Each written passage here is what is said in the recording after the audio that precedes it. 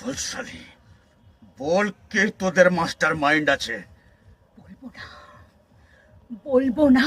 তুই কি করবি? বলবি না? না, বলবি না শালি? No, never. মর তাহলে, মর।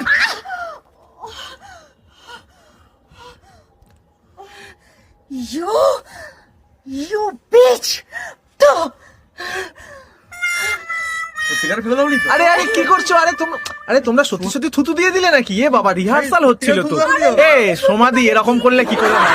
এ অমিত দা, সরি। অমিত দা, সরি।